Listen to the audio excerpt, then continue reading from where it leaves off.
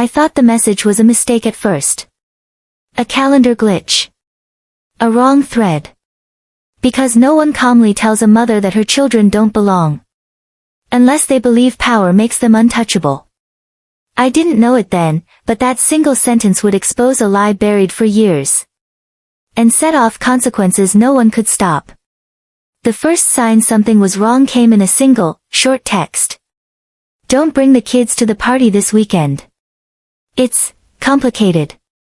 I froze, phone trembling in my hand, the morning sun spilling across the kitchen counter.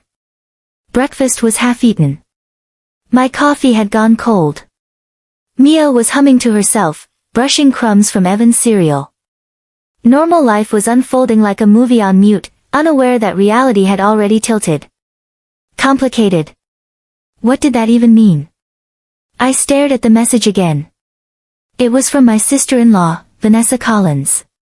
Her tone was polite, almost casual, but beneath it, an edge. A quiet assertion of control. A boundary set not by love, but by privilege. I called immediately. Ring. Ring. No answer. Ring. Ring. Finally, her voice. Smooth. Controlled. Emily, she said. I got your message. I could hear the faint clinking of glasses in the background, a brunch or maybe a meeting. Her voice was warm, but not warm enough to cover the sharpness underneath. Vanessa, what do you mean, don't bring the kids? Mia and Evan are your niece and nephew. My voice wavered, but not as much as I thought. A pause. Emily, it's nothing personal. Ava's birthday this year, it's more selective. Certain expectations. It's important for her future that we maintain the right atmosphere. Atmosphere. I repeated the word in my head like a mantra. Not welcoming. Not joyful. Atmosphere. Like my children were somehow not part of the right world. Selective how? I asked carefully. Are you saying they aren't invited? They're wonderful, Vanessa said. Absolutely wonderful. But, the other children, their families, they're aligned with certain trajectories. Your kids, well, they might feel out of place. I sank onto a stool, gripping the edge of the counter until my knuckles whitened. Out of place. Not good enough. My 7-year-old daughter, who made friendship bracelets for the entire class.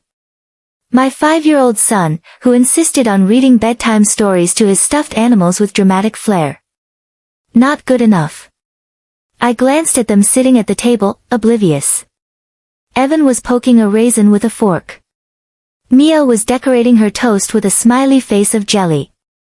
They had no idea they were being judged, graded, excluded, not for anything they had done, but for the world their aunt had deemed them unworthy of entering.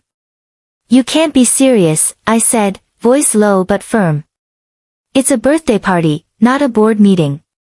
Vanessa sighed. Emily, it's more than that. It's about positioning. Ava's invitations are strategic. You know how important her school connections are. Networking starts early. I clenched my jaw. So you're saying my children aren't strategic? Yes. Not in the same league, she said, almost apologetically. It's not about who they are. It's about optics. I dropped my hand onto the counter. Dropped it like a surrender. But inside, fire was igniting. 34 years of trying to smooth over tensions, of being the accommodating sister, the easygoing wife, the peacekeeper, it all coiled tight in my chest. You're excluding my children, I said. Not asking. Stating. Then I'm not coming either. Vanessa's voice faltered for the first time. Emily, don't be dramatic. I'm just handling this delicately. I'm not being dramatic. I'm being clear. You just told me my kids don't fit. So we're out. All of us. Silence. Then, the practiced, controlled tone returned. You're overreacting. You'll regret this. I hung up, my hands trembling, my chest tight. Behind me, Mia looked up. Mommy? Were you talking to Aunt Vanessa? Yes, baby, I said softly, kneeling to her level. Everything's fine. Her brows furrowed. Are we in trouble? No, sweetheart, I whispered, brushing her hair back. Nothing is your fault. You're perfect, just as you are. Evan tugged at my sleeve, his small face curious. We can still go, right? I shook my head gently. No, buddy. Not this time. But we're going to make our own adventure. Something amazing. Just us. That night, Daniel and I sat in the dim kitchen, the silence of our empty house heavy around us.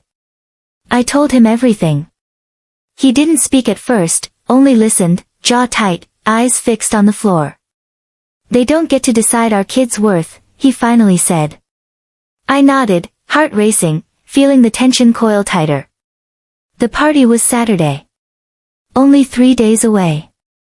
And I had no plan, only a determination that no one, not even family, would make my children feel less than they were. Because worth isn't given. It's inherent. And the consequences of saying no were only beginning. Saturday morning arrived like any other, sunlight spilling across our quiet street, the smell of pancakes drifting through the house, but the energy was different. There was a heaviness in the air, a sense that something invisible was waiting for us, watching. Mia and Evan moved around the kitchen, oblivious, wearing pajamas with cartoon characters that somehow seemed defiant in their innocence. I brewed coffee, trying to convince myself that the day could still be normal.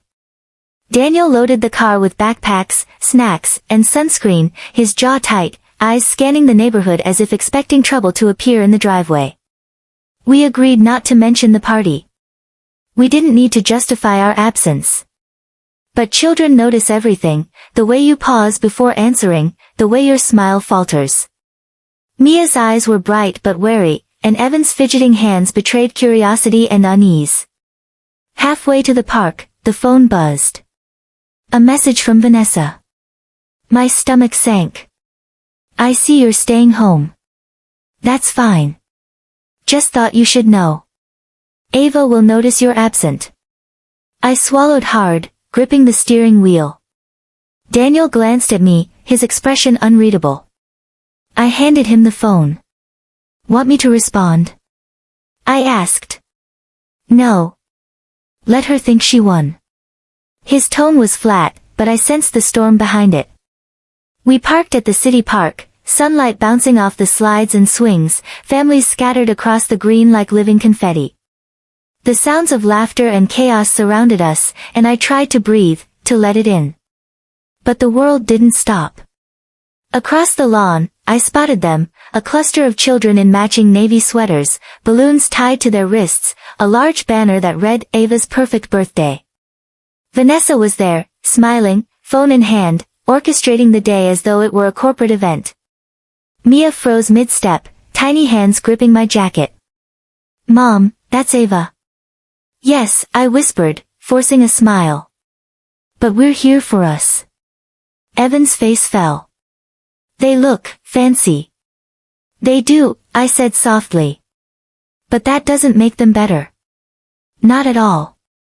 We found a shaded spot under a tree, spread out blankets, and tried to reclaim the day. I watched my children chase each other, their laughter bouncing across the grass like music I wanted to bottle and save. But every glance toward the party reminded me of the words that had shattered our morning. Out of place. Not in the right league.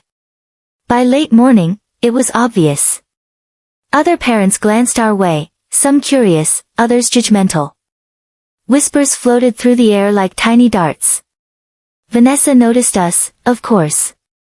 Her smile faltered when our eyes met, just for a second, but she didn't come over. She didn't need to. Her presence, her judgment, was enough to make its mark. That night, the house was quiet. The children asleep, blankets twisted around their small bodies, dreams undisturbed by the outside world. Daniel and I sat at the kitchen table, the glow of the laptop screen illuminating his face, sharp and unreadable. He had started looking into Mark Collins' firm, Vanessa's husband. A routine business check at first, he claimed, but something in his demeanor suggested more. By the time he turned the screen toward me, I realized we were no longer talking about a birthday. Financial discrepancies. Missing vendor payments. Unrecorded donations. A series of small errors that, together, painted a disturbing picture. "Emily," Daniel said quietly, "this isn't right. It's not just a party or an exclusion. There's something off here. And I want to know what." I leaned forward, tension coiling tighter in my chest. "Are you saying Vanessa knew?" "I don't know yet," he admitted. "But she's used to controlling perception. She knows exactly what she wants people to see, and what to hide." We sat in silence, the hum of the refrigerator the only sound. Outside, the world went on, children laughing, dogs barking, parents gossiping. But inside, the quiet carried the weight of discovery, of truth waiting to be uncovered. The next morning, social media reminded me of what we had avoided. Pictures of Ava's party flooded feeds, balloons shimmering, cupcakes meticulously arranged, children smiling in orchestrated harmony. Vanessa's caption. "Curated circles create extraordinary futures. Only the best for our little leaders." I closed my eyes, the words burning. Only the best. My children weren't the best, not in Vanessa's eyes. But in mine, in Daniel's, they were everything. Creative. Kind. Brilliant in ways no checklist or curated image could measure. By midweek, Daniel had started compiling documents, contracts, invoices, statements, his meticulous nature revealing discrepancies I hadn't noticed before. I watched him work, admiration and fear intertwining. We were stepping into a world of corporate maneuvering, all because someone had deemed my children insufficient. Mia tugged at my sleeve one evening. "Mom, will they stop thinking we're not shiny?" I kissed her forehead. "No one can take away your shine, sweetheart. Not ever. And anyone who tries, doesn't deserve it." But as I watched my children sleep that night, unaware, innocent, I realized the world outside was far more dangerous than a birthday party. And we had just begun to uncover it. By midweek, the quiet unease in our house had grown heavy, like a storm pressing against the windows. Daniel had locked himself in the office most evenings, sifting through contracts, invoices, and emails. I could feel it before he even spoke, the weight of something lurking beneath the perfect image Vanessa had built. I poured myself a cup of tea and leaned against the doorway. "Find anything?" He didn't look up. Fingers paused over the keyboard. Finally, he turned the screen toward me. There it was, a chain of inconsistencies so deliberate it made my stomach twist. Unauthorized vendor payments routed through shell accounts. Insurance certificates expired, leaving projects dangerously unprotected. Complaints from subcontractors buried in obscure folders. And worst of all, a pattern of threats disguised as business advice, meant to intimidate anyone who questioned them. "Emily," Daniel said quietly, voice low but steady, "this isn't accidental. It's orchestrated. And Vanessa, she's not just protecting an image. She's protecting a lie." I felt my hands tremble. For weeks, maybe months, I had tried to compartmentalize her cruelty toward our children. But this was something bigger. Something deliberate. Later that night, my phone buzzed. A message from Vanessa. Short. Clinical. "Emily, I think you've misunderstood. This isn't personal." I stared at it, fingers hovering over the screen. Not personal. She had sent our children away from their cousin's party. Publicly excluded them. And now, the evidence we uncovered suggested a web of manipulation I hadn't even imagined. I didn't reply. The next day, Daniel requested a full audit from his team. Every project, every invoice, every communication with Mark Collins' firm was reviewed with a fine-tooth comb. Vanessa's husband called multiple times, claiming this was bureaucratic overreach, but Daniel didn't respond. Not once. Mia and Evan asked about the party again. Will Ava be mad at us? Mia whispered, eyes wide.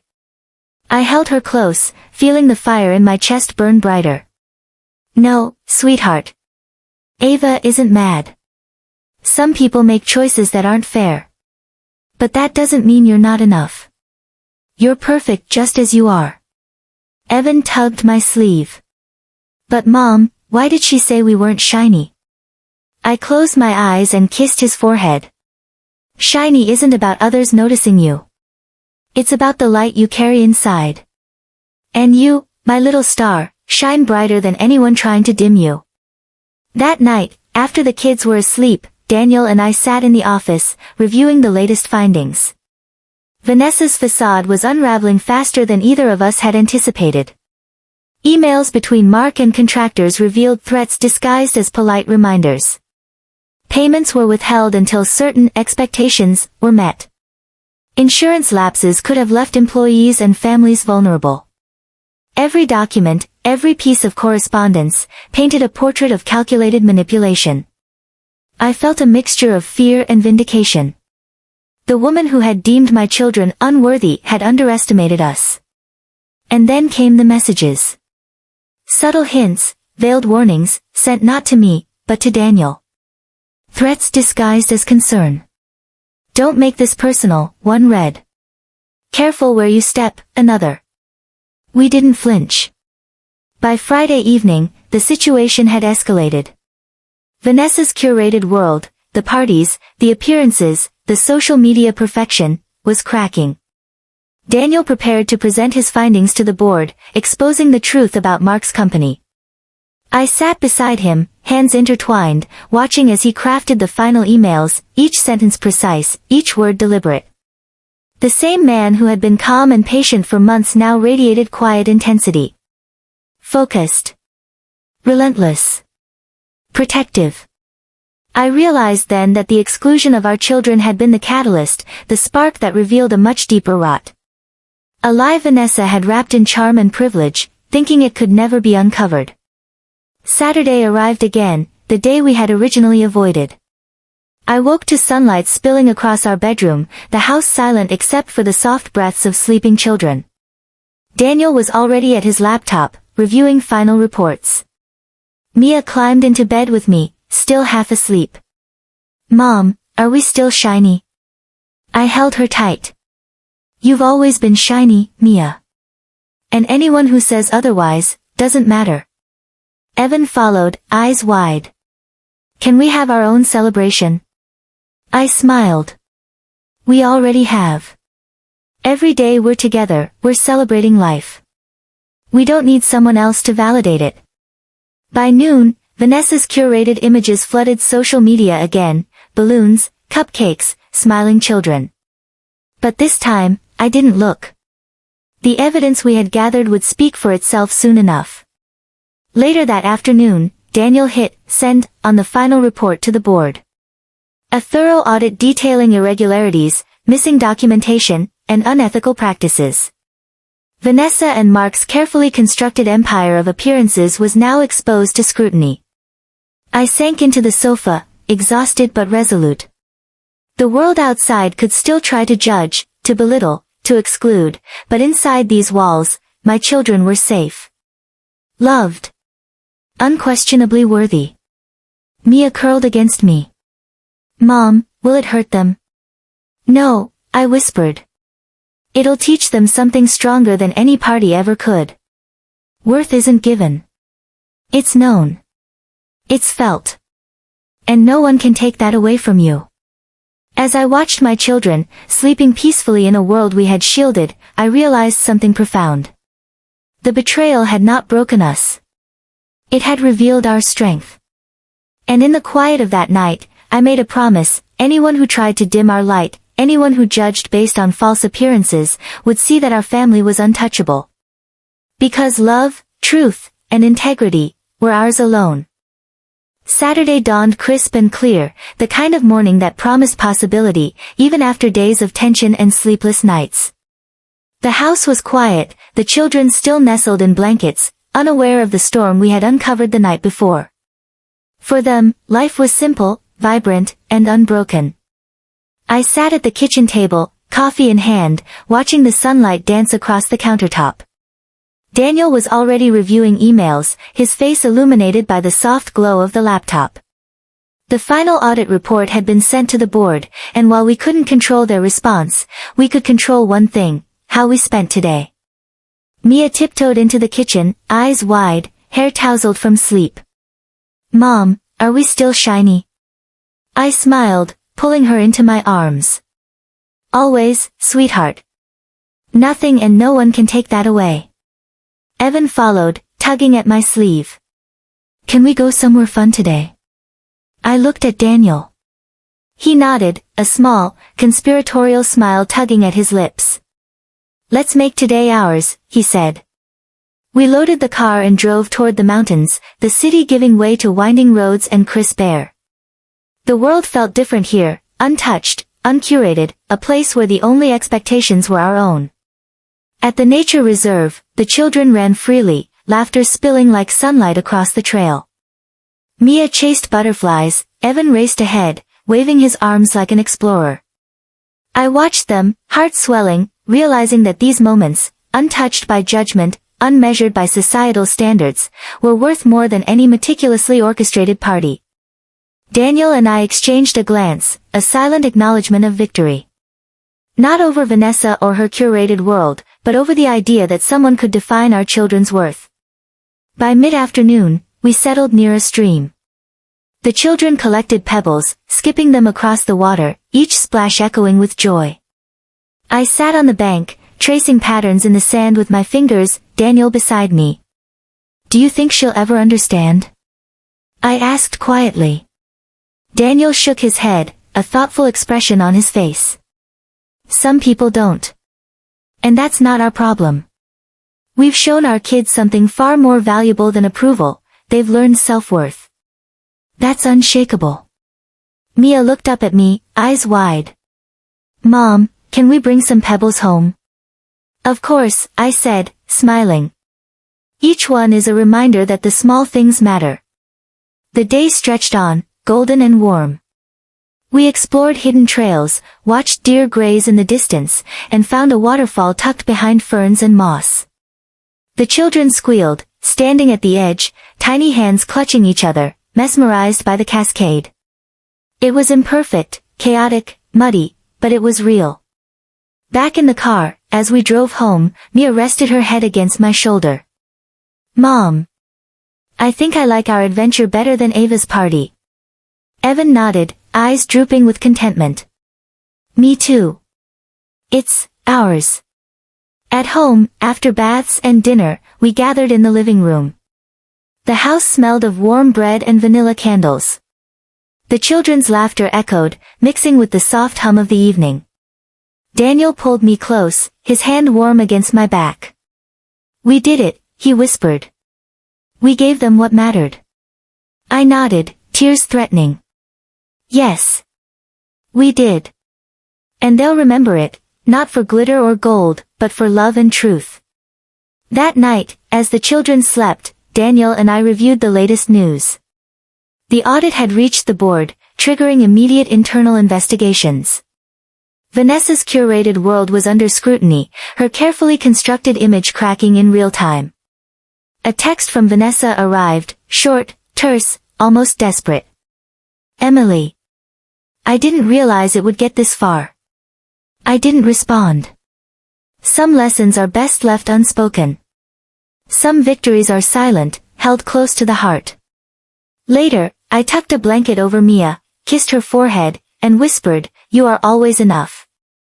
No one can take that away. Ever." Evan rolled over, clutching his stuffed bear. "Even Vanessa?" he murmured. "Especially Vanessa," I said softly, smiling.